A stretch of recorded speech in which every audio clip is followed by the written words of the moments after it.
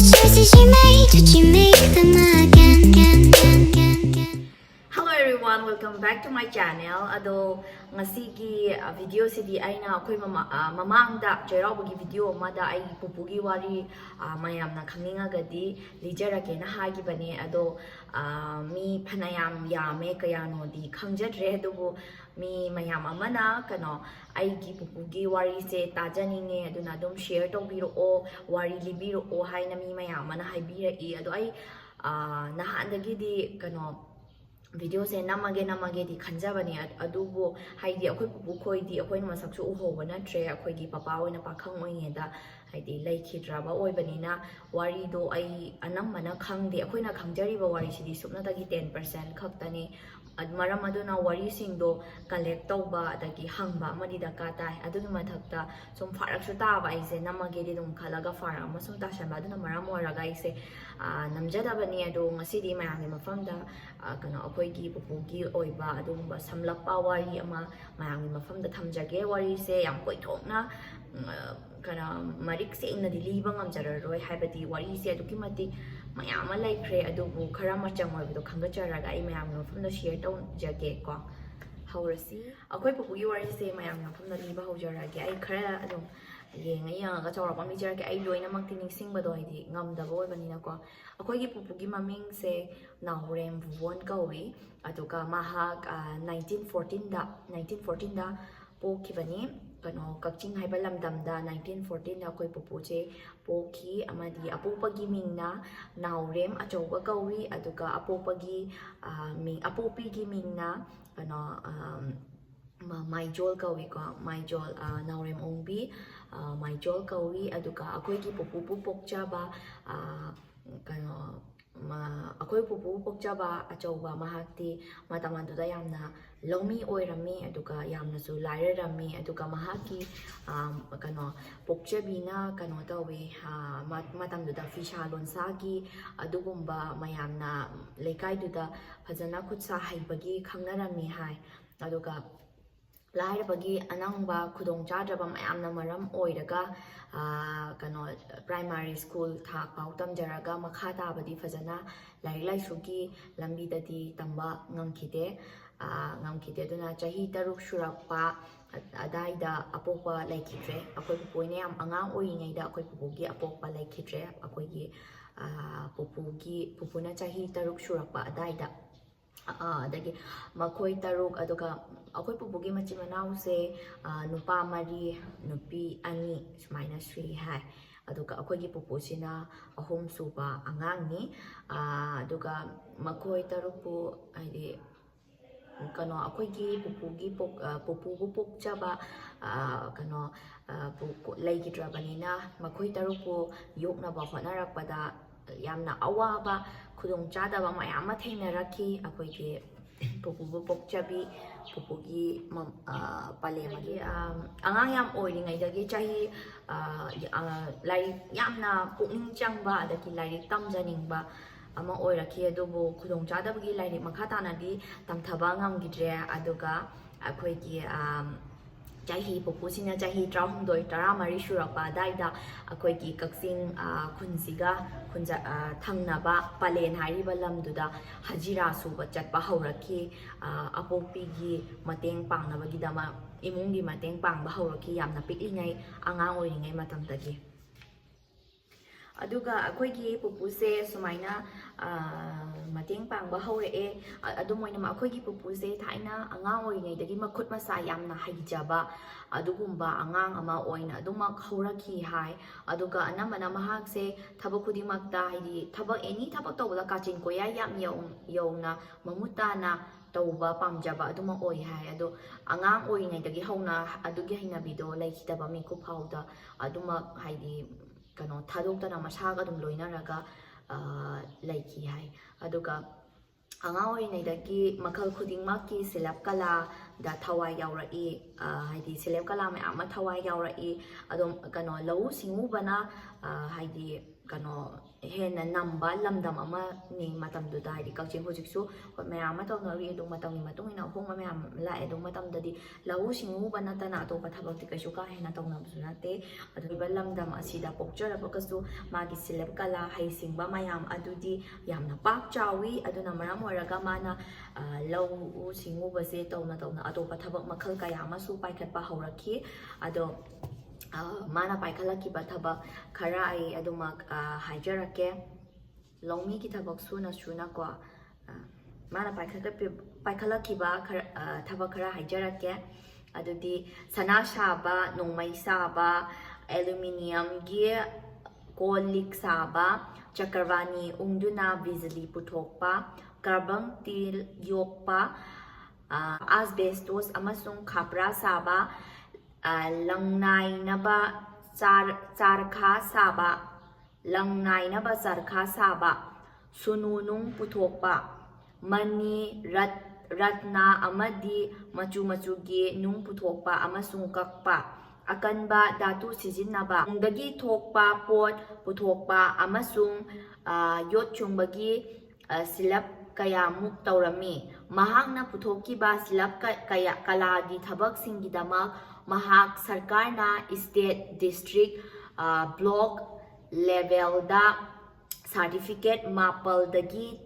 ꯇꯥꯗꯅ ꯄꯤꯔꯝꯃꯤ ꯍꯥꯏꯗꯤ ꯁꯤꯒꯨꯝꯕ ꯑꯩꯈꯣꯏ ꯄꯨꯄꯨꯁꯤꯅ ꯊꯕꯛ ꯃꯈꯜ ꯃꯈꯜ ꯃꯌꯥꯝ ꯇꯧꯔꯛꯄꯗꯒꯤ ꯁꯤꯒꯨꯝꯕ ꯁꯤꯜꯂꯞ ꯀꯂꯥ ꯃꯈꯜ ꯃꯊꯦꯜꯒꯤ ꯊꯕꯛ ꯃꯌꯥꯝ ꯇꯧꯔꯛꯄꯗꯒꯤ ꯃꯥꯒꯤ ꯁꯥꯔꯇꯤꯐꯤꯀꯦꯠ ꯃꯌꯥꯝ ꯑꯃꯁꯨ ꯐꯪꯈꯤ ꯍꯥꯏ ꯊꯕꯛ ꯇꯧꯔꯤꯕ ꯃꯌꯥꯝꯁꯤꯒꯤ ꯃꯇꯨꯡ ꯏꯟꯅ ꯑꯗꯨꯅ ꯑꯩꯈꯣꯏꯒꯤ ꯒꯚꯔꯟꯃꯦꯟꯠꯀꯤ ꯁꯥꯏꯠꯇꯒꯤ ꯁꯥꯔꯇꯤꯐꯤꯀꯦꯠꯁꯦ 4ꯒꯨꯝꯕꯗꯤ ꯐꯪꯈꯤ ꯍꯥꯏꯔꯤ ꯑꯗꯨꯒ 1955ꯇꯒꯤ 1969 ꯐꯥꯎꯕꯒꯤ ꯃꯅꯨꯡꯗ ꯃꯅꯤꯄꯨꯔꯒꯤ ꯃꯄꯥꯟꯗꯒꯤ ꯑꯃꯁꯨꯡ ꯃꯅꯨꯡꯗꯒꯤ ꯁꯛꯅꯥꯏꯔꯕ ꯃꯤꯑꯣꯏ 38 ꯍꯦꯟꯕꯅ ꯃꯍꯥꯛꯀꯤ ꯁꯤꯜꯂꯞꯀꯤ ꯊꯕꯛꯁꯤꯡ ꯌꯦꯡꯈꯤ ꯑꯃꯁꯨꯡ ꯊꯥꯒꯠꯄꯒꯤ ꯈꯨꯠꯏ ꯀꯌꯥ ꯚꯤꯖꯤꯠ ꯕꯨꯛꯇ ꯏꯕꯤꯔꯝꯃꯤ ꯚꯤꯖꯤꯠ ꯕꯨꯛꯁꯤꯗ ꯑꯗꯨꯝ ꯏꯕꯤꯔꯝꯃꯤ ꯍꯥꯏꯌꯦ ꯍꯥꯏꯗꯤ ꯃꯥꯅ ꯃꯤ ꯃꯌꯥꯝꯅ ꯊꯥꯒꯠꯄꯒꯤ ꯃꯥꯒꯤ ꯊꯕꯛ ꯄꯥꯡꯊꯣꯛꯈꯤꯕ ꯀꯩ ꯃꯥꯅ ꯇꯧꯖꯈꯤꯕ ꯊꯕꯛ ꯃꯌꯥꯝ ꯑꯗꯨꯗ ꯕꯦꯁ ꯇꯧꯔꯒ ꯚꯤꯖꯤꯠ ꯕꯨꯛꯁꯤꯗ ꯃꯌꯥꯝ ꯑꯃ ꯏꯔꯝꯃꯤ ꯍꯥꯏꯅ ꯍꯥꯏ ꯑꯗꯨꯒ ꯍꯧꯖꯤꯛ ꯁꯨꯃꯥꯏꯅ ꯃꯈꯜ ꯃꯊꯦꯜꯒꯤ ꯀꯂꯥ ꯃꯌꯥꯝꯁꯤ ꯇꯧꯔꯛꯑꯦ ꯑꯗꯣ ꯀꯂꯥ ꯃꯌꯥꯝꯁꯤꯗꯒꯤ ꯑꯩ ꯄꯨꯂꯞꯇꯤ ꯑꯦꯛꯁꯄ꯭ꯂꯦꯟ ꯇꯧꯖꯔꯔꯣꯏ ꯍꯥꯏꯗꯤ ꯄꯨꯂꯞ ꯇꯧꯔꯒꯗꯤ ꯑꯗꯣ ꯀꯩꯒꯨꯝꯕ ꯄꯨꯂꯞ ꯍꯥꯏꯍꯟꯅꯤꯡꯕ ꯄꯥꯝꯃꯒꯗꯤ ꯑꯗꯨꯃꯛ ꯀꯩꯅꯣ ꯇꯧꯕꯤꯌꯣ ꯀꯃꯦꯟ ꯕꯣꯛꯁꯇ ꯀꯃꯦꯟ ꯇꯧꯕꯤꯔꯛꯎ ꯑꯩ ꯃꯈꯥ ꯇꯥꯕꯗꯣ ꯑꯩ ꯐꯖꯅ ꯃꯃꯨꯠ ꯇꯥꯅ ꯂꯤꯖꯔꯛꯀꯦ ꯑꯗꯨ ꯁꯤꯗꯒꯤ ꯆꯥꯎꯔꯥꯛꯄ ꯈꯔ ꯈꯟꯒꯠꯂꯒ ꯑꯩ ꯍꯥꯏꯖꯔꯛꯑꯒꯦ ꯑꯩꯅ ꯍꯧꯖꯤꯛ ꯍꯥꯏꯖꯒꯗꯧꯔꯤꯕꯁꯦ ꯑꯍꯥꯟꯕꯒꯤꯗ ꯁꯅꯥ ꯁꯥꯕ ꯍꯥꯏꯗꯤ ꯁꯅꯥ ꯁꯥꯕꯁꯦ ꯀꯔꯝꯕ ꯃꯑꯣꯡꯗ ꯀꯃꯥꯏꯅ ꯍꯧꯔꯛꯈꯤ ꯍꯥꯏꯕꯗꯣ ꯂꯥꯏꯔꯤꯛ ꯂꯥꯏꯁꯨꯒꯤ ꯂꯝꯕꯤꯗ ꯐꯖꯅ ꯆꯠꯄ ꯉꯝꯃꯛꯇ꯭ꯔꯕꯅꯤꯅ ꯑꯩꯈꯣꯏꯒꯤ ꯄꯨꯄꯨꯁꯦ ꯃꯇꯝꯗ ꯂꯧꯎ ꯁꯤꯡꯎꯕ ꯈꯛꯇꯃꯛ ꯑꯣꯏꯕꯅꯤꯅ ꯑꯇꯣꯞꯄ ꯊꯕꯛꯇꯤ ꯃꯌꯥꯝ ꯑꯃ ꯇꯧꯖꯅꯤꯡꯕ ꯃꯥꯒꯤ ꯁꯤꯜꯂꯦꯞ ꯀꯂꯥꯗꯁꯨ ꯑꯗꯨꯛꯀꯤ ꯃꯇꯤꯛ ꯈꯨꯠ ꯁꯥ ꯍꯩꯕ ꯃꯌꯥꯝ ꯑꯃ ꯂꯩꯕꯅꯤꯅ ꯑꯗꯨꯅ ꯃꯍꯥꯛꯅ ꯁꯨꯝ ꯋꯥꯈꯜꯁꯦ ꯀꯔꯤ ꯊꯕꯛ ꯁꯨꯔꯒ ꯍꯤꯡꯁꯤꯒꯦ ꯀꯔꯤ ꯑꯇꯣꯞꯄ ꯇꯧꯕ ꯌꯥꯏ ꯋꯥꯈꯜꯁꯦ ꯐꯖꯅ ꯈꯟꯕꯗꯒꯤ ꯃꯍꯥꯛ ꯁꯅꯥ ꯁꯥꯕꯁꯦ ꯇꯝꯒꯦ ꯍꯥꯏꯅ ꯈꯜꯂꯛꯑꯦ ꯃꯥꯅ ꯆꯍꯤ 13 ꯑꯃꯗꯤ ꯆꯍꯤ 13 ꯁꯨꯕ ꯑꯗꯥꯏꯗ ꯁꯅꯥ ꯁꯥꯕ ꯁꯦ ꯇꯝꯒꯦꯅ ꯈꯜꯂꯛꯑꯦ ꯑꯗꯨꯅ ꯁꯅꯥ ꯁꯥꯕ ꯐꯖꯅ ꯍꯩꯕ ꯈꯨꯠꯁꯥ ꯍꯩꯕ ꯑꯣꯖꯥ ꯊꯤꯕ ꯍꯧꯔꯛꯈꯤ ꯑꯗꯨꯕꯨ ꯂꯥꯏꯕꯛ ꯐꯕꯗꯒꯤ ꯑꯩꯈꯣꯏꯒꯤ ꯃꯃꯩꯊꯪꯗ ꯑꯩꯈꯣꯏ ꯑꯣꯖꯥ ꯊꯥꯡꯖꯝ ꯏꯕꯣꯇꯣꯝꯕꯤ ꯍꯥꯏꯔꯤꯕ ꯑꯣꯖꯥꯁꯤꯕꯨ ꯊꯦꯡꯅꯔꯒ ꯃꯉꯣꯟꯗ ꯃꯍꯩꯁꯦ ꯇꯝꯕ ꯍꯧꯖꯔꯛꯈꯤ ꯑꯗꯨꯒ ꯃꯍꯩꯁꯦ ꯇꯝꯃꯦ ꯑꯗꯨꯒ ꯐꯖꯅ ꯈꯨꯠ ꯁꯥ ꯃꯄꯨꯡ ꯐꯥꯅ ꯍꯩꯔꯛꯏꯁꯦ ꯆꯍꯤ 3 ꯁꯅꯥ ꯁꯥꯕ ꯇꯝꯕꯝ ꯑꯗꯨꯝ ꯁꯥꯕ ꯇꯝꯕꯗꯒꯤ ꯆꯍꯤ 3ꯒꯤ ꯃꯇꯨꯡꯗꯗꯤ ꯑꯗꯨꯛꯀꯤ ꯃꯇꯤꯛ ꯐꯖꯅ ꯍꯩꯔꯦ ꯑꯗꯨ ꯆꯍꯤ 24 ꯁꯨꯔꯛꯄ ꯑꯗꯥꯏꯗ 24 ꯁꯨꯔꯛꯄ ꯑꯗꯥꯏꯗꯗꯤ ꯁꯅꯥ ꯁꯥꯕꯒꯤ ꯐꯖꯅ ꯃꯄꯨꯡ ꯐꯥꯅ ꯍꯩꯔꯦ ꯑꯗꯒꯤ ꯑꯗꯨꯃꯥꯏꯅ ꯐꯖꯅ ꯁꯥꯕ ꯍꯩꯔꯛꯄꯗꯒꯤ ꯌꯨꯝꯗ ꯃꯁꯥꯒꯤ ꯑꯣꯏꯖꯕ ꯀꯥꯔꯈꯥꯅ ꯑꯃ ꯍꯥꯡꯗꯣꯛꯆꯔꯒ ꯃꯃꯥꯒꯤ ꯃꯇꯦꯡ ꯄꯥꯡꯕ ꯍꯧꯔꯛꯈꯤ ꯑꯃꯗꯤ ꯃꯇꯦꯡ ꯐꯖꯅ ꯄꯥꯡꯕ ꯑꯗꯨꯃꯛ ꯉꯝꯕ ꯑꯣꯏꯔꯛꯂꯦ ꯑꯗꯨꯒ ꯑꯗꯨꯒꯤ ꯃꯇꯨꯡꯗ ꯃꯇꯝꯗ ꯃꯍꯥꯛ ꯅꯨꯄꯤ ꯑꯉꯥꯡꯒꯤ ꯋꯥꯈꯜꯗꯤ ꯂꯩꯇꯦ ꯍꯥꯏ ꯑꯗꯨꯝ ꯑꯣꯏꯅꯃꯛꯁꯨ ꯃꯃꯥ ꯑꯩꯈꯣꯏꯅ ꯑꯩꯈꯣꯏ ꯄꯨꯄꯨꯒꯤ ꯍꯥꯏꯗꯤ ꯑꯄꯣꯛꯄꯤꯅ ꯑꯩ ꯋꯥꯍꯩ ꯋꯥꯇꯥꯁꯦ ꯁꯣꯏꯕ ꯌꯥꯎꯔꯒꯁꯨ ꯃꯌꯥꯝ ꯉꯥꯛꯄꯤꯌꯨꯀꯣ ꯑꯩꯁꯦ ꯍꯦꯛꯇ ꯁꯨꯝ ꯁꯣꯏꯕ ꯌꯥꯎꯒꯅꯤꯅ ꯄꯥꯈꯠꯂꯤ ꯑꯗꯣ ꯑꯩꯈꯣꯏꯒꯤ ꯄꯨꯄꯨꯒꯤ ꯀꯩꯅꯣꯅ ꯑꯄꯣꯛꯄꯤꯅ ꯀꯩꯅꯣ ꯃꯇꯝꯗꯨꯗ ꯅꯨꯄꯤ ꯊꯤꯔꯁꯤ ꯀꯩꯅꯣ ꯅꯨꯄꯤ ꯊꯤꯍꯟꯅꯤꯡꯕꯒꯤ ꯍꯥꯏꯔꯛꯄꯗꯒꯤ ꯑꯩꯈꯣꯏ ꯄꯨꯄꯨꯁꯦ ꯑꯗꯨꯃꯥꯏꯅ ꯅꯨꯄꯤ ꯊꯤꯈꯤ ꯆꯍꯤ 15 ꯁꯨꯔꯛꯄ ꯑꯗꯥꯏꯗ ꯑꯩꯈꯣꯏꯒꯤ ꯄꯨꯄꯨꯒꯤ ꯅꯨꯄꯤ ꯑꯩꯒꯤꯅ ꯑꯩꯈꯣꯏꯒꯤ ꯕꯣꯕꯣꯛ ꯃꯃꯤꯡ ꯂꯩꯔꯦꯟ ꯀꯧꯏ ꯀꯩꯅꯣ ꯑꯩꯈꯣꯏ ꯕꯣꯕꯣꯛ ꯂꯩꯔꯦꯟꯁꯦ ꯑꯩꯈꯣꯏꯒꯤ ꯄꯨꯄꯨ ꯚꯨꯕꯣꯟ ꯅꯥꯎꯔꯦꯝꯅ ꯅꯥꯎꯔꯦꯝꯒ ꯂꯨꯍꯣꯡꯉꯦ ꯑꯩꯈꯣꯏꯒꯤ ꯄꯨꯄꯨꯅ ꯆꯍꯤ 15 ꯁꯨꯔꯛꯄ ꯑꯗꯥꯏꯗ ꯑꯗꯒꯤ ꯑꯗꯨꯒꯤ ꯃꯇꯨꯡꯗ ꯑꯩꯈꯣꯏꯒꯤ ꯄꯨꯄꯨꯁꯦ ꯑꯇꯣꯞꯄ ꯍꯥꯏꯗꯤ ꯁꯅꯥ ꯁꯥꯕꯗꯒꯤ ꯍꯦꯟꯗꯣꯛꯄ ꯃꯥꯒꯤꯗꯤ ꯈꯨꯠꯁꯥ ꯍꯩꯖꯕꯅꯤꯅ ꯊꯕꯛ ꯑꯇꯣꯞꯄ ꯃꯌꯥꯝ ꯑꯃ ꯇꯧꯅꯤꯡꯉꯛꯄꯗꯒꯤ ꯁꯅꯥ ꯁꯥꯕꯁꯦ ꯇꯣꯛꯈꯤꯕꯗꯣ ꯑꯩꯈꯣꯏ ꯀꯛꯆꯤꯡꯒꯤ ꯑꯣꯏꯅ ꯑꯩꯈꯣꯏꯒꯤ ꯄꯨꯄꯨ ꯚꯨꯕꯣꯟ ꯅꯥꯎꯔꯦꯝꯅ ꯁꯅꯥ ꯁꯥꯕꯗꯒꯤ ꯁꯨꯃꯥꯏꯅ ꯍꯧꯗꯣꯔꯛꯈꯤꯕꯁꯦ ꯏꯍꯥꯟ ꯍꯥꯟꯕꯅꯤ ꯍꯥꯏꯅ ꯍꯥꯏ ꯑꯗꯣ ꯑꯩꯈꯣꯏꯒꯤ ꯄꯨꯄꯨꯁꯦ ꯑꯗꯨꯃꯥꯏꯅ ꯇꯧꯔꯒ ꯁꯅꯥ ꯁꯥꯕꯁꯦ ꯇꯣꯛꯑꯒ ꯑꯇꯣꯞꯄ ꯊꯕꯛ ꯃꯌꯥꯝ ꯑꯃ ꯄꯥꯏꯈꯠꯅꯕ ꯃꯥꯒꯤ ꯋꯥꯈꯜ ꯂꯥꯛꯈꯤ ꯍꯥꯏꯗꯤ ꯑꯇꯣꯞꯄ ꯃꯌꯥꯝ ꯑꯃ ꯀꯩꯅꯣ ꯃꯈꯜ ꯃꯊꯦꯜ ꯃꯌꯥꯝ ꯑꯃ ꯊꯦꯡꯅꯅꯤꯡꯕꯒꯤ ꯀꯩꯅꯣ ꯑꯗꯨꯃꯥꯏꯅ ꯑꯇꯣꯞꯄ ꯊꯕꯛ ꯄꯥꯏꯈꯠꯅꯕ ꯁꯅꯥ ꯁꯥꯕ ꯊꯥꯗꯣꯛꯈꯤ ꯑꯗꯨꯒ ꯑꯩꯈꯣꯏꯒꯤ ꯄꯨꯄꯨꯗ ꯅꯠꯇꯅ ꯑꯩꯈꯣꯏꯒꯤ ꯕꯨꯕꯣꯛ ꯂꯩꯔꯦꯟꯁꯨ ꯁꯅꯥ ꯁꯥꯕꯁꯦ ꯑꯗꯨꯛꯀꯤ ꯃꯇꯤꯛ ꯐꯖꯅ ꯍꯩꯔꯝꯈꯤ ꯍꯥꯏ ꯑꯗꯨꯒ ꯑꯗꯒꯤ ꯍꯧꯖꯤꯛꯀꯤ ꯁꯅꯥ ꯁꯥꯕꯒꯤ ꯃꯇꯨꯡꯗ ꯑꯃꯨꯛ ꯑꯩꯈꯣꯏ ꯄꯨꯄꯨꯅ ꯄꯥꯏꯈꯠꯂꯛꯈꯤꯕ ꯊꯕꯛꯁꯦ ꯅꯣꯡꯃꯩ ꯁꯥꯕꯅꯦꯕ ꯅꯣꯡꯃꯩꯁꯦ ꯀꯔꯤ ꯀꯔꯝꯕ ꯃꯑꯣꯡꯗ ꯀꯃꯥꯏꯅ ꯁꯥꯔꯝꯃꯦ ꯍꯥꯏꯕꯁꯦ ꯑꯃꯨꯛ ꯇꯥꯃꯤꯟꯅꯁꯤ ꯑꯩꯁꯨ ꯍꯥꯟꯅ ꯑꯗꯨꯛ ꯌꯥꯝ ꯈꯪꯉꯝꯕ ꯅꯠꯇꯦ ꯐꯖꯅ ꯀꯂꯦꯛ ꯇꯧꯔꯒ ꯋꯥꯔꯤ ꯃꯌꯥꯝ ꯑꯃ ꯈꯪꯅꯕ ꯍꯣꯠꯅꯔꯛꯄꯗꯒꯤ ꯇꯞꯅ ꯇꯞꯅ ꯈꯪꯉꯛꯏꯅꯦ ꯑꯗꯣ ꯃꯌꯥꯝꯒ ꯄꯨꯟꯅ ꯑꯗꯨꯝ ꯈꯪꯃꯤꯟꯅꯕꯒ ꯆꯞ ꯃꯥꯟꯅꯩ ꯑꯩꯁꯨ ꯍꯥꯏꯗꯤ ꯈꯔꯗꯤ ꯈꯪꯉꯦ ꯑꯗꯣ ꯂꯩꯈꯩ ꯁꯦꯡꯅ ꯃꯃꯨꯠ ꯇꯥꯅꯗꯤ ꯈꯪꯗꯕ ꯁꯨꯝ ꯑꯣꯏꯌꯦꯕ ꯑꯗꯣ 1954ꯗ ꯀꯩꯅꯣ ꯑꯩꯈꯣꯏꯒꯤ ꯄꯨꯄꯨꯅ ꯁꯅꯥ ꯁꯥꯕꯁꯦ ꯄꯨꯔꯥ ꯊꯥꯗꯣꯛꯈ꯭ꯔꯦꯕ ꯃꯇꯝ ꯑꯁꯤꯗ ꯀꯛꯆꯤꯡꯒꯤ ꯑꯀꯣꯏꯕꯗ ꯂꯩꯔꯤꯕ ꯆꯤꯡ ꯑꯩꯈꯣꯏꯒꯤ ꯃꯃꯥꯡ ꯆꯤꯡ ꯑꯁꯥꯏ ꯋꯥꯔꯜ ꯋꯥꯔ 2ꯁꯦ ꯂꯣꯏꯈ꯭ꯔꯕ ꯃꯇꯨꯡꯗ ꯅꯣꯡꯃꯩ ꯃꯌꯥꯝ ꯍꯨꯟꯗꯣꯛꯑꯝꯃꯤꯔꯥ ꯑꯗꯩ ꯊꯅꯝꯃꯤꯔꯥ ꯀꯃꯥꯏꯅ ꯇꯧꯔꯤꯅꯣꯗꯤ ꯈꯪꯗ꯭ꯔꯦ ꯅꯣꯡꯃꯩ ꯃꯌꯥꯝ ꯑꯃ ꯇꯥꯔꯒ ꯄꯪꯂꯩ ꯂꯩ ꯍꯥꯏ ꯑꯁꯤꯒꯤ ꯃꯃꯥꯡ ꯆꯤꯡ ꯁꯤꯗ ꯅꯣꯡꯃꯩꯁꯦ ꯇꯥꯔꯒ ꯑꯗꯨꯃꯥꯏꯅ ꯂꯩꯌꯦ ꯈꯣꯠꯂꯦ ꯍꯥꯏꯕꯁꯦ ꯃꯃꯥꯡ ꯆꯤꯡꯗ ꯂꯩꯕ ꯃꯤ ꯃꯌꯥꯝꯅ ꯄꯥꯎ ꯄꯤꯕꯤꯔꯛꯑꯦ ꯄꯥꯎ ꯄꯤꯕꯤꯔꯛꯈꯤ ꯅꯣꯡꯃꯩ ꯌꯥꯝꯅ ꯂꯩ ꯍꯥꯏꯕ ꯑꯗꯩ ꯅꯣꯡꯃꯩ ꯁꯨꯃꯥꯏꯅ ꯃꯃꯥꯡ ꯆꯤꯡꯒꯤ ꯃꯤꯅ ꯑꯗꯨꯃꯥꯏꯅ ꯅꯣꯡꯃꯩ ꯂꯩ ꯈꯣꯠꯂꯤ ꯍꯥꯏꯕꯁꯦ ꯑꯗꯨꯝ ꯇꯧꯔꯦ ꯑꯗꯨꯒ ꯁꯔꯀꯥꯔꯅꯁꯨ ꯈꯪꯉꯛꯑꯦꯕ ꯁꯔꯀꯥꯔꯅꯁꯨ ꯈꯪꯉꯦ ꯍꯥꯏꯗꯤ ꯃꯃꯥꯡ ꯆꯤꯡꯗ ꯁꯨꯃꯥꯏꯅ ꯅꯣꯡꯃꯩ ꯇꯥꯔꯒ ꯂꯩ ꯍꯥꯏꯕꯁꯦ ꯁꯔꯀꯥꯔꯅ ꯈꯪꯉꯛꯄꯗꯒꯤ ꯅꯣꯡꯃꯩ ꯈꯣꯝꯖꯤꯟꯅꯅꯕ ꯑꯃꯁꯨꯡ ꯑꯅꯧꯕ ꯁꯤꯡꯒꯜ ꯃꯣꯗꯦꯜ ꯑꯣꯟꯊꯣꯛꯅꯅꯕ ꯁꯔꯀꯥꯔꯅ ꯃꯉꯣꯟꯗ ꯁꯤꯟꯅꯔꯝꯃꯤ ꯍꯥꯏꯗꯤ ꯁꯔꯀꯥꯔꯅ ꯃꯉꯣꯟꯗ ꯁꯤꯟꯅꯔꯛꯈꯤꯑꯕ ꯍꯥꯏꯗꯤ ꯁꯤꯡꯒꯜ ꯃꯣꯗꯦꯜ ꯑꯣꯟꯊꯣꯛꯎ ꯅꯣꯡꯃꯩ ꯃꯌꯥꯝꯅ ꯈꯨꯟꯖꯜꯂꯒ ꯑꯅꯧꯕ ꯃꯣꯗꯦꯜꯗꯣ ꯑꯣꯟꯊꯣꯛꯑꯒ ꯃꯣꯗꯤꯐꯥꯏ ꯇꯧꯕ ꯍꯥꯏꯇꯥꯔꯦ ꯍꯥꯏꯗꯤ ꯁꯦꯝꯗꯣꯛ ꯁꯥꯗꯣꯛꯄ ꯇꯧꯕ ꯍꯥꯟꯅ ꯂꯩꯖꯔꯤꯕ ꯄꯣꯠꯇꯨꯗ ꯑꯗꯨꯃꯥꯏꯅ ꯁꯥꯕꯅꯤ ꯅꯣꯡꯃꯩ ꯁꯥꯕ ꯍꯥꯏꯔꯤꯁꯦ ꯃꯇꯝꯗꯨꯗ ꯑꯗꯣ ꯃꯔꯛ ꯑꯗꯨꯅ ꯃꯤꯑꯣꯏ ꯈꯔꯒ ꯂꯣꯏꯅꯅ ꯃꯍꯥꯛꯅ ꯅꯣꯡꯃꯩꯗꯣ ꯐꯖꯅ ꯁꯥꯕ ꯍꯥꯏꯗꯤ ꯐꯖꯅ ꯁꯥꯕ ꯍꯧꯔꯛꯈꯤ ꯑꯗꯨꯒ ꯆꯌꯥꯠ ꯑꯁꯤꯗ ꯈꯨꯟꯖꯥꯅ ꯌꯥꯝꯅ ꯄꯥꯝꯅꯕ ꯍꯥꯏꯗꯤ ꯈꯨꯟꯖꯥꯁꯤꯡꯅ ꯌꯥꯝꯅ ꯄꯥꯝꯅꯕ ꯑꯗꯨꯒꯨꯝꯂꯕ ꯑꯦꯂꯨꯃꯤꯅꯤꯌꯝꯒꯤ ꯈꯥꯡ ꯑꯃꯁꯨꯡ ꯍꯥꯏꯗꯤ ꯆꯥꯕ ꯊꯛꯄ ꯊꯣꯡꯕ ꯊꯥꯛꯄꯗ ꯁꯤꯖꯤꯟꯅꯕ ꯀꯣꯜ ꯂꯤꯛ ꯃꯌꯥꯝ ꯑꯃ ꯄꯨꯊꯣꯔꯛꯈꯤ ꯑꯗꯨꯒ 1953 ꯑꯣꯛꯇꯣꯕꯔ ꯇꯥꯡ 2ꯗ ꯄꯥꯡꯊꯣꯛꯄ ꯑꯅꯤꯁꯨꯕ ꯀꯝꯃ꯭ꯌꯨꯅꯤꯇꯤ ꯄ꯭ꯔꯣꯖꯦꯛ ꯗꯦ ꯁꯦꯂꯦꯕ꯭ꯔꯦꯁꯟꯗ ꯃꯍꯥꯛꯀꯤ ꯀꯟꯇ꯭ꯔꯤ ꯃꯦꯠ ꯅꯣꯡꯃꯩꯅ ꯑꯍꯥꯟꯕ ꯃꯅꯥ ꯐꯪꯈꯤ ꯍꯥꯏ ꯅꯣꯡꯃꯩ ꯐꯖꯅ ꯁꯦꯝꯖꯤꯟ ꯁꯥꯖꯤꯟꯕ ꯇꯧꯕꯗꯨꯒꯤ ꯑꯣꯛꯇꯣꯕꯔꯒꯤ ꯗꯦꯠ 2 1950ꯒ 3ꯗ 1953ꯗ ꯀꯩꯅꯣ ꯐꯪꯈꯤ ꯍꯥꯏ ꯑꯗꯣ ꯑꯩꯈꯣꯏ ꯄꯨꯄꯨꯁꯦ ꯍꯥꯏꯗꯤ ꯀꯩꯅꯣ ꯁꯨꯃꯥꯏꯅ ꯇꯧꯕꯖꯥꯠꯅꯤ ꯍꯥꯏꯗꯤ ꯁꯅꯥ ꯁꯥꯔꯒ ꯄꯨꯔꯥ ꯁꯥꯅ ꯄꯨꯔꯥꯗꯤ ꯊꯥꯗꯣꯛꯇ꯭ꯔꯤꯉꯩꯗ ꯑꯇꯣꯞꯄ ꯊꯕꯛꯁꯨ ꯄꯥꯏꯕ ꯁꯨꯝ ꯍꯧꯔꯛꯄꯗꯣ ꯑꯗꯨꯃꯥꯏꯅ ꯇꯧꯕꯅꯦ ꯑꯗꯣ ꯁꯅꯥ ꯁꯥꯕꯅ ꯀꯝꯄ꯭ꯂꯤꯠꯂꯤ 1954ꯗ ꯊꯥꯗꯣꯛꯈ꯭ꯔꯦ ꯑꯗꯣ ꯁꯤꯒꯤ ꯅꯣꯡꯃꯩꯁꯤꯁꯨ ꯑꯗꯨꯝ ꯃꯔꯛꯇ ꯑꯗꯨꯝ ꯁꯥꯕꯁꯦ ꯍꯧꯔꯛꯑꯕꯅꯦꯕ ꯁꯅꯥ ꯁꯥꯕ ꯇꯣꯛꯇ꯭ꯔꯤꯉꯩꯗ ꯑꯗꯨꯅ 1950ꯒ 3 ꯑꯣꯛꯇꯣꯕꯔ ꯇꯥꯡ 2ꯗꯅꯦꯕ ꯃꯥꯒꯤ ꯃꯅꯥ ꯐꯪꯈ꯭ꯔꯤꯁꯦ ꯍꯥꯏꯗꯤ ꯑꯩꯈꯣꯏꯒꯤ ꯄꯨꯄꯨꯒꯤ ꯚꯤꯖꯤꯠ ꯕꯨꯛ ꯑꯃ ꯂꯩꯔꯝꯃꯦ ꯍꯥꯏ ꯍꯧꯖꯤꯛꯀꯤ ꯚꯤꯖꯤꯠ ꯕꯨꯛꯁꯤꯗ ꯑꯩꯈꯣꯏ ꯄꯨꯄꯨꯅ ꯇꯧꯈꯤꯕ ꯑꯗꯒꯤ ꯃꯈꯣꯏꯅ ꯑꯩꯈꯣꯏ ꯄꯨꯄꯨꯅ ꯍꯥꯏꯗꯤ ꯃꯌꯥꯝ ꯑꯃ ꯁꯔꯇꯤꯐꯤꯀꯦꯠ ꯐꯪꯉꯛꯈꯤꯕ ꯃꯅꯥ ꯐꯪꯉꯛꯈꯤꯕ ꯑꯗꯒꯤ ꯃꯌꯥꯝꯅ ꯀꯃꯦꯟ ꯄꯤꯔꯝꯕ ꯃꯌꯥꯝꯗꯣ ꯃꯥꯅ ꯏꯁꯟꯖꯔꯒ ꯂꯣꯏꯅ ꯊꯝꯃꯝꯕꯅꯦꯕꯀꯣ ꯑꯗꯨꯒꯤ ꯚꯤꯖꯤꯠ ꯕꯨꯛꯇꯒꯤꯅꯦꯕ ꯑꯩꯈꯣꯏꯅ ꯌꯦꯡꯉꯒ ꯈꯪꯉꯛꯏꯁꯦ ꯃꯥꯒꯤ ꯋꯥꯔꯤꯁꯦ ꯑꯅꯝꯕ ꯍꯥꯏꯗꯤ ꯀꯃꯥꯏꯅ ꯏꯔꯝꯃꯦ ꯈꯣꯠꯂꯦ ꯑꯗꯨ ꯃꯊꯪꯗ ꯀꯔꯤ ꯊꯕꯛ ꯑꯃꯨꯛ ꯄꯥꯏꯈꯠꯂꯛꯀꯦ ꯍꯥꯏꯕꯗꯣ ꯌꯦꯡꯃꯤꯟꯅꯔꯁꯤ ꯆꯀ꯭ꯔꯕꯥꯅꯤ ꯎꯪꯗꯨꯅ ꯕꯤꯖꯂꯤ ꯄꯨꯊꯣꯛꯄ ꯆꯀ꯭ꯔꯕꯥꯅꯤ ꯎꯪꯉꯒ ꯕꯤꯖꯂꯤ ꯄꯨꯊꯣꯛꯏ ꯍꯥꯏ ꯃꯍꯥꯛ ꯃꯁꯥꯅ ꯀꯟꯅ ꯍꯣꯠꯅꯗꯨꯅ ꯀꯛꯆꯤꯡꯒꯤ ꯁꯦꯛꯃꯥꯏ ꯇꯨꯔꯦꯜꯗ ꯆꯀ꯭ꯔꯕꯥꯅꯤ ꯎꯪꯗꯨꯅ ꯏꯂꯦꯛꯇ꯭ꯔꯤꯛ ꯊꯥꯜꯂꯝꯃꯤ ꯑꯩꯈꯣꯏꯒꯤ ꯄꯨꯄꯨꯅ ꯅꯍꯥꯟꯋꯥꯏ Chakrabani ungaga akhoi kakchingi sigi kaithelgida phauraga cheliba sekmai turel se sigisida Chakrabani ungaga electric puthomi haye akhoi gi pupuna matam Chakrabani ungaga kamaina mai puthoke habdo haye matam la maana sigi akhoi gi pupusina hona na maana masana kana hona raga akhoi gi kakchingi sekmai turel asidaki electric puthoki amadi puthokna ba puthoki aduka charangna kakchingda chahi taruk muk thanarami haye aduki electric tu nai gi khara makhai than maya ba khara makhai di thanarami hai chahi taruki adoge mamai da sakai na khambida ba amasung yabida ba ki thabak adu thadokhi gi thaba ase adum continuously tawraga leiba ngamba na thai di paisa sangi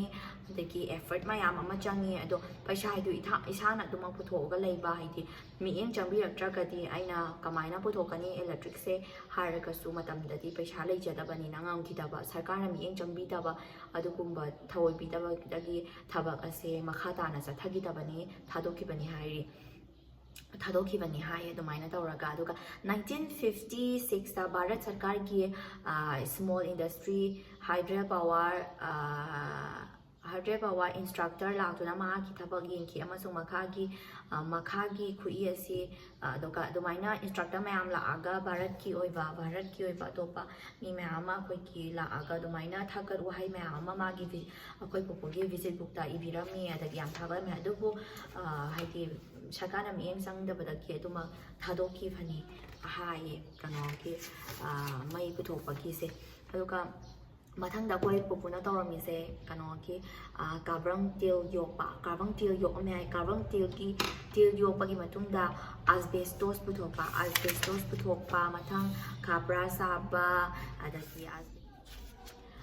sunung puthokpasu puthomi hai adagi mani ratna puthokpa amasung kakpai di mani ratna puthoga kakpa khotpa gi thabaksu akoi pupuna tawrami hai ade datu thiba amasung yot su sungami hai akoi gi pupuse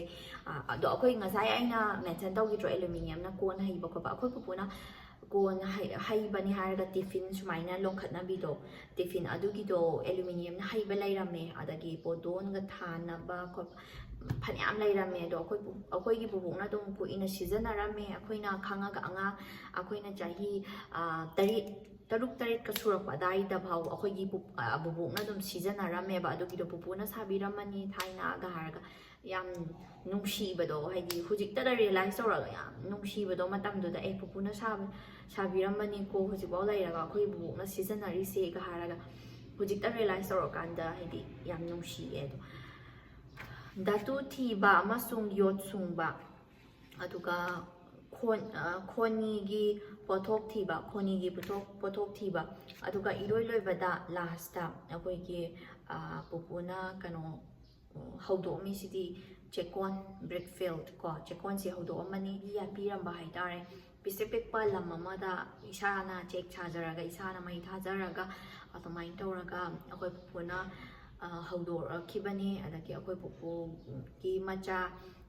taret sui macha ai nupa mari nupi ahom ado ni aduga akoi gi pupu se yam kuina adu hakna kuina punsi gi bai do okhide 1914 da po aga lekidabana 1984 akoi gi pupu de 1984 da lekidre aduga akoi papoi pakhang oiri matamduda naha oiri adungaida adum kano laikhidre aduga nabadagi laikhidabane ado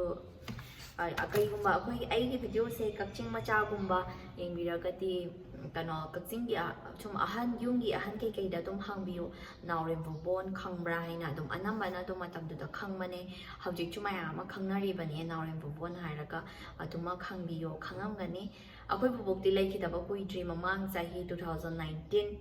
gi December da laikhidabane akoi popuna 1984 da laikhidre akoi bubuna 2019 da laikhidabane yamna gap laye ado kano tawe adumaina tawre wari se chawrapa mani ado atopa mayam ama bisli saba tu adarat kano nung kakpa nung kamaina saba kabang til phajana yokpa khopa asigi mayam sidi ai lekai sengna mayam da haijadre mayam da haidi A to Z ꯌꯥꯝꯅ ꯂꯩꯈꯩ ꯁꯦꯡꯅ ꯃꯔꯤꯛ ꯆꯨꯝꯅ ꯍꯥꯏꯗꯤ ꯇꯧꯔꯝꯃꯤ ꯍꯥꯏꯕꯗꯨꯃꯛꯇ ꯍꯥꯏꯖꯔꯦ ꯂꯩꯈꯩ ꯁꯦꯡꯅ ꯍꯥꯏꯖꯗ꯭रे ꯑꯗꯨ ꯃꯌꯥꯝ ꯋꯥꯔꯧꯕꯤꯒꯅꯨ ꯑꯗꯨꯒꯤꯗꯃꯛ ꯑꯗꯨꯒ ꯍꯥꯏꯗꯤ ꯀꯩꯒꯨꯝꯕ ꯑꯗꯒꯤ ꯑꯩꯈꯣꯏꯒꯤ ꯋꯥꯔꯤꯁꯦ ꯂꯤꯒꯦ ꯍꯥꯏꯔꯒꯗꯤ ꯋꯥꯔꯤꯁꯦ ꯃꯈꯜ ꯃꯊꯦꯜ ꯑꯗꯨꯛꯀꯤ ꯃꯇꯤꯛ ꯌꯥꯝꯅ ꯂꯩꯔꯤ ꯑꯗꯨꯝ ꯑꯣꯏꯅꯃꯛ ꯚꯤꯗꯤꯑꯣꯁꯦ ꯍꯦꯟꯃꯟꯅ ꯁꯥꯡꯉꯒꯗꯤ ꯃꯌꯥꯝꯗ ꯏꯟꯇꯔꯦꯁꯇꯤꯡ ꯑꯣꯏꯔꯣꯏ ꯏꯟꯇꯔꯦꯁ ꯂꯩꯔꯣꯏ ꯍꯥꯏꯅ ꯈꯟꯖꯕꯗꯒꯤ ꯑꯩꯅ ꯈꯔ ꯈꯛꯇꯃꯛ ꯁꯨꯃꯥꯏꯅ ꯂꯧꯈꯠꯂꯒ ꯃꯌꯥꯝꯒꯤ ꯃꯐꯝꯗ ꯈꯨꯗꯣꯜ ꯇꯝꯖꯕꯅꯦ ꯑꯗꯨꯃꯥꯏꯅ ꯇꯧꯔꯒ ꯑꯩꯈꯣꯏꯒꯤ ꯄꯨꯄꯨꯒ ꯕꯨꯕꯣꯛꯀꯁꯦ ꯒꯦꯞ ꯂꯩꯌꯦ ꯍꯥꯏꯗꯤ ꯂꯩꯈꯤꯗꯕꯁꯦ ꯑꯩꯈꯣꯏ ꯄꯨꯄꯨꯗꯤ ꯑꯗꯨꯝ 1984 ꯕꯨꯕꯣꯛꯅ 2019 ꯁꯨꯃꯥꯏꯅ ꯂꯩꯈꯤꯗꯕꯅꯦ ꯑꯗꯣ ꯋꯥꯔꯤ ꯑꯁꯦ ꯃꯇꯥꯡꯗ ꯑꯗꯨꯃꯛ ꯂꯣꯏꯁꯟꯖꯔꯒꯦ ꯑꯗꯨꯒ ꯃꯈꯥ ꯇꯥꯕ ꯑꯇꯣꯞꯄ ꯍꯥꯏꯗꯤ ꯌꯥꯝ ꯁꯥꯡꯅ ꯂꯤꯕ ꯌꯥꯏ ꯈꯔ ꯃꯈꯩꯗꯤ ꯑꯩ ꯆꯥꯎꯔꯥꯛꯄ ꯀꯩ ꯇꯧꯔꯝꯃꯤ ꯈꯛ ꯍꯥꯏꯔꯦ ꯑꯗꯨ ꯈꯔ ꯃꯈꯩꯅ ꯑꯩ ꯏꯟꯇꯔꯦꯁꯇꯤꯡ ꯑꯣꯏ ꯍꯥꯏꯗꯤ ꯏꯟꯇꯔꯦꯁꯇꯤꯡꯗꯤ ꯄꯨꯝꯅꯃꯛ ꯑꯣꯏꯌꯦꯕ ꯑꯣꯏꯗꯕꯗꯤ ꯅꯠꯇꯦ ꯑꯗꯨꯕꯨ ꯁꯤꯒꯤ ꯃꯌꯥꯝꯁꯦ ꯄꯨꯂꯞ A to Z ꯂꯤꯔꯒ ꯂꯩꯔꯒꯗꯤ ꯑꯩꯒꯤ ꯚꯤꯗꯤꯑꯣꯁꯦ ꯍꯦꯟꯃꯟꯅ ꯁꯥꯡꯃꯟꯒꯗ꯭ꯔꯥ ꯈꯟꯕꯗꯒꯤ ꯑꯩ ꯈꯔ ꯈꯛꯇꯃꯛ ꯑꯗꯨꯃꯛ ꯃꯌꯥꯝꯗ ꯂꯩꯈꯩ ꯁꯦꯡꯅꯗꯤ ꯃꯃꯨꯠ ताना हाइजबने अदो खरा मखैदी हाइदि करी तौरमी हाइबेदुमा खंगलगा अदुम लोइसनजरबनी अदो मतांग असिदा आई पुपुगी वारीसे लोइसनजरगे अदुगा मयाम सोय सोयना एन्जॉय तौरमनी हाइबा हाइना खंजै अदुगा मखा ताबा अतोपसिना तबादि अखोइ चेकोन हौरखिबा अदगी कमाइना आइदि अतोपा वारी म्याम लिगेदि यारियेबको अदगे अखोइगे अतोपा आइदि पुपुना तौरम थबक म्यामसे आइना लिगि तबसे कईगुम्बा मखा ताबा इंटरेस्टिंग लैयेना खल्लगदि लिहनिंगकदि अदुमा हाइरो आई एपिसोड हाइदि सेकेंड एपिसोड हाइना अमो अदुमा मयांगी मफमदा वारी से शेयर तौजरके खुदोल तमजरके अदुना मयाम कमेंट बॉक्स दा कमेंट तौबिरमो कनो वारी से मखा ताना तानिंगे हाइबदो कईगुम्बा मी आइगी वारी से मखा ताना तानिंगे हाइबा मी यांखैगुम्बा सुरगदि कमेंदा आई मखा ताना लिजरके अदो आई सुद्रगदि अदुम आई मतांगसे लोइसनजरगे चौरापा हाइदि टच तौबा याबदि लोइनमा टच तौरबनिना आई मतांगसदा अदुमक लोइसनजरगे अदो आई मयामदगी काइनरसि ngasiदि अदुगा मतांग तोइनारि भिडिओ से थागतकेना खनमने अदो हेक्ता यागिदबा हेक्ता मतांग सागिदबा अदुना मरम ओरगनि अदो इंटरेस्टिंग लाइव वीडियो अतोपा मयाम पुरगा मो हलक्चरगे नोंगिनी सिकी मनुंगदा याम थुना हलक्चरगे अदो ngasiगि मयामदगी काइनबगी याथांग निजरगे मयाम फजफजना लैबियो ज्ञान दाना लैबियोमदा अदुगा फजफजना चेक्शनना अफबा चिंजाक चारगा केयर लौरगा लैबियो मयाम लैबिरमगनि हाइनासु खंजै अदुगा मपानदगी मयाम हुजिक चंगलइ मणिपुरदा अदुबु मयाम हेनमना थवाई वाबजु तौबिगनो अखोइ पुन्ना सेक्शनमिनारगा अदुम होनामिनासी फाइट तौमिनासी अदुगा मपानदगी लाकपा मयाम अमसु नादबा ओइशनो टेक्ता काइदना फजना मणिपुरदा यावतुना क्वारंटाइन फजना तौरगा